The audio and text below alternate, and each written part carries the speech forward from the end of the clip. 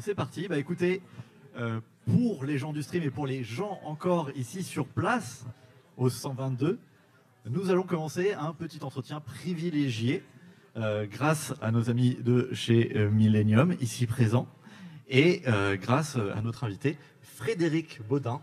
Donc Frédéric Baudin, astrophysicien. C'est pas tous les jours qu'on a un astrophysicien avec nous. Et du coup, astrophysicien, pas que, j'ai perdu mes notes. Je peux vous aider. Vous pouvez m'aider? Mais c'est génial. Non, attendez, je vais faire ça bien. J'ai le droit de faire ça bien. Il faut que je fasse ça bien.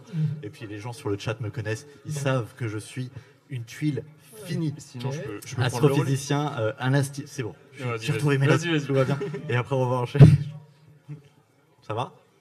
C'est bon. Du coup, astrophysicien pour l'Institut d'astrophysique spatiale de l'Université de Paris-Saclay. Donc, chercheur au CNRS. Non, dans un labo, on peut avoir différents personnels, universitaires ou CNRS. Dès que je suis pas CNRS. D'accord. Je suis plutôt universitaire. Universitaire donc enseignant-chercheur.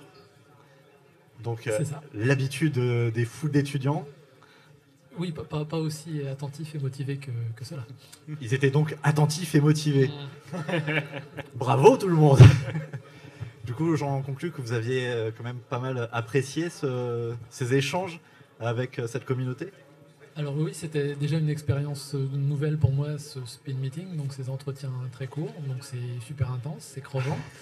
et effectivement, là, avec un public particulièrement motivé, donc ça n'est d'autant plus agréable. Eh ben bravo tout le monde, vous avez été motivés, et c'est ce qui compte. Demain, même chose, c'est ça, demain, même chose. Non, demain, mieux. Demain, mieux. Demain, carrément mieux.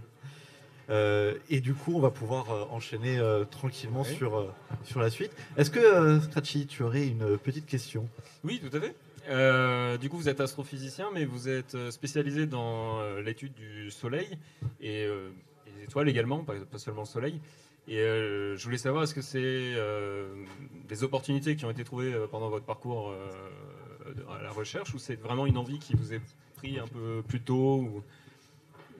Non, quand je pense à mon parcours, on nous entend pas très bien. Pour moi, ça hurle, donc c'est pour ça que quand je pense à mon parcours, c'est vraiment du hasard en fait. Il y a beaucoup de. Oui, tout petit, je voulais faire de l'astro. Et puis après, j'ai grandi, j'ai eu d'autres centres d'intérêt. Et puis, c'est revenu pendant mon parcours à l'université. Je me voyais plutôt ingénieur chez Ferrari ou chez Yamaha. Et puis finalement, j'ai pris option astro par hasard. Et le virus m'a recontaminé. Et voilà. Et après, le soleil, j'ai commencé donc par faire une thèse centrée sur le soleil. Et ça a été un peu un hasard de rencontre avec un directeur de thèse qui a été particulièrement convaincant. Donc voilà, toujours faire confiance au hasard. Oui. D'ailleurs, c'est aussi la motivation d'être enseignant, j'imagine, de motiver les élèves de la même façon qu'on vous a motivé pour des sujets. Alors ça, c'est un autre problème. Il y a, chez les étudiants, ils sont tous très bien, sauf que, bien sûr, leurs centres d'intérêt peuvent être divers. Et le problème est de montrer... donc j'enseigne la physique, pas l'astrophysique, j'enseigne la physique en général.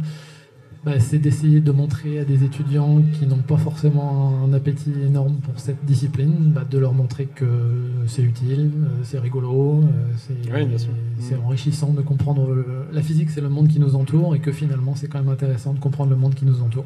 Ok, très bien.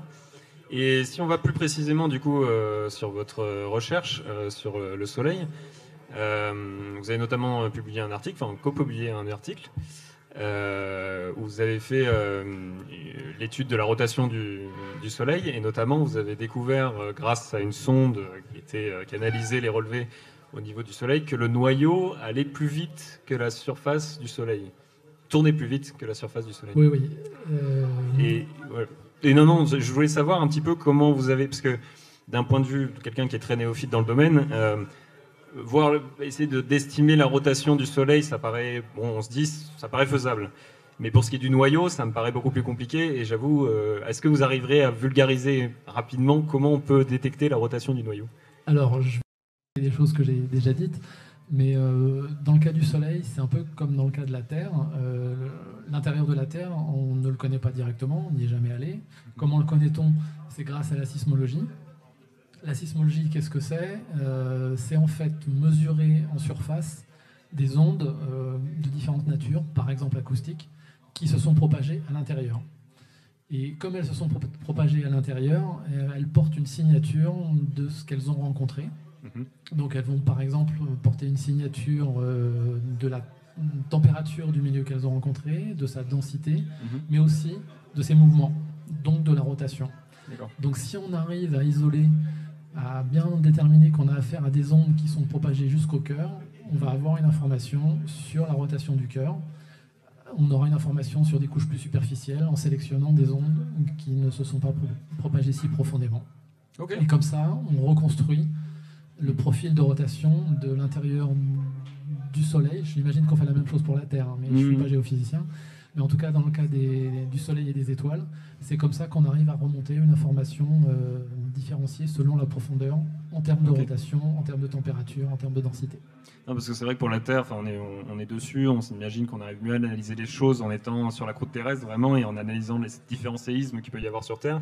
Et c'est vrai que sur le Soleil, c'est moins évident, et effectivement, à travers une sonde, j'imagine, c'était ça? Alors, on peut même le faire du sol, parce que bon, il est clair que pour la sismologie solaire, ou même des étoiles, on ne va pas aller sur place et poser un sismomètre qui le vivrait assez mal, du moins il ne vivrait pas longtemps. Oui. Non, le Soleil et les étoiles ne sont pas solides, ce sont des boules de gaz, des boules de plasma plus précisément, et donc en fait on peut mesurer le déplacement de la surface simplement par effet Doppler par exemple. Donc voilà un effet physique très connu, accessible sans grand... Il faut de l'instrumentation précise dans le sens où ce sont des mouvements très faibles.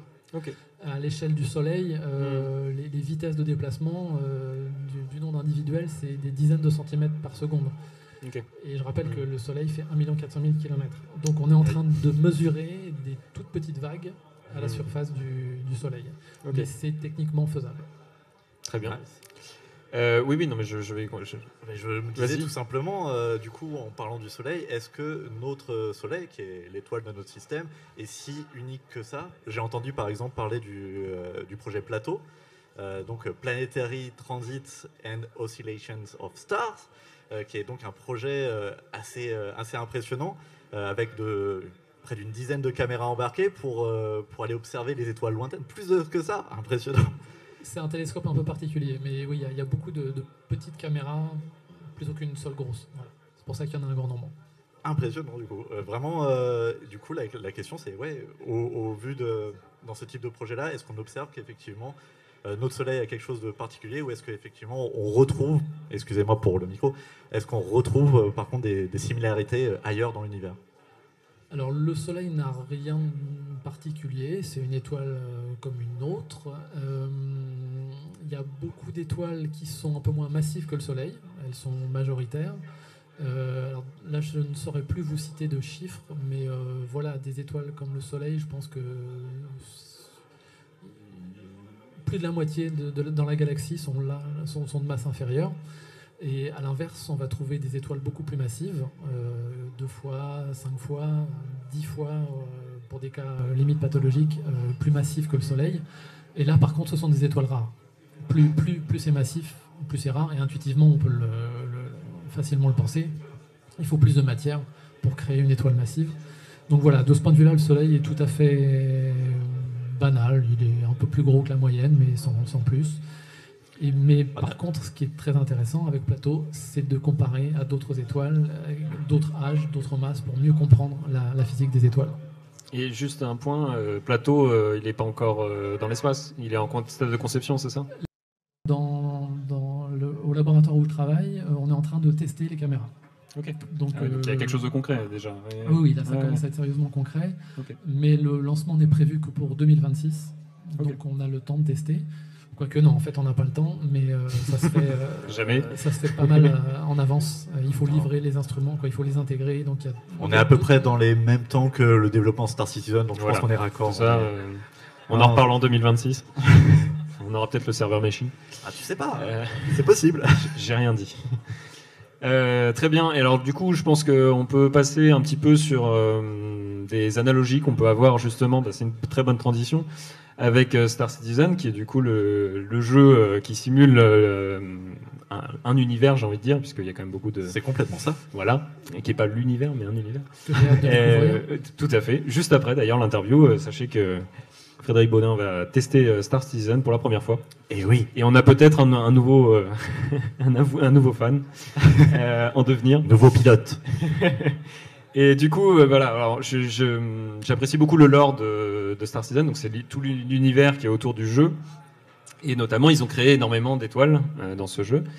Et il y en a quelques-unes qui sont assez atypiques, notamment une qu'on pense beaucoup parce que ce sera le prochain système jouable dans le jeu, qui est Pyro.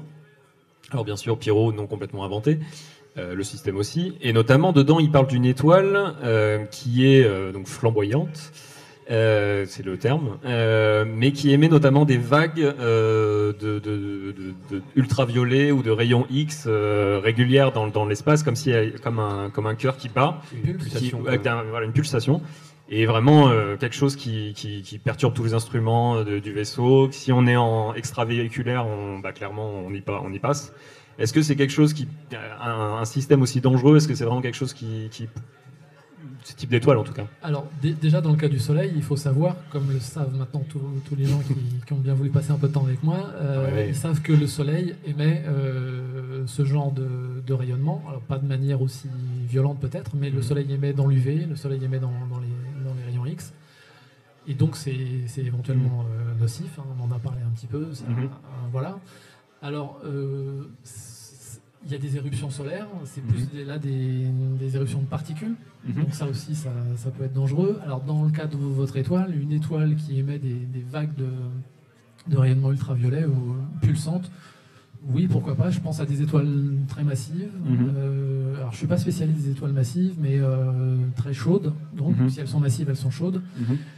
Et ça me fait penser à une étoile qu'on a observée, là je réfléchis en même temps que je parle, une étoile qu'on a observée avec la mission Corot, qui était une mission précurseur de Plateau. Voilà, Corot a été une des premières missions qui a fait de la sismologie stellaire, suivie par Kepler de la NASA et bientôt suivie par Plateau. Bientôt. Et on a observé donc une étoile de type B, c'est-à-dire chaude et massive, qui a un comportement assez erratique et qui émet comme ça sa luminosité semble varier de manière assez surprenante.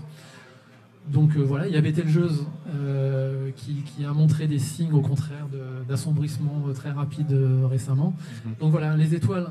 Quand on parle d'astro, on entend toujours parler de Cosmo, le Big Bang, tout ça. Mais en fait, même les étoiles sont des objets passionnants à étudier et plein de surprises. Donc vous pouvez laisser votre imagination. En tout cas, je dirais également à l'équipe lore de Star Citizen qu'ils ont tapé dans le mille. Et ils peuvent continuer à laisser leur imagination aller. Ils se sont bien renseignés. Clairement. Très bien. Oh. Merci beaucoup. Ok. Merci pour ton Merci. J'ai hâte d'aller essayer le truc. C'est parti. Frédéric sur Star Citizen, laissez-lui la place sur les PC, s'il vous plaît. À qui je donne ça? Je vais reprendre. Voilà, merci beaucoup encore.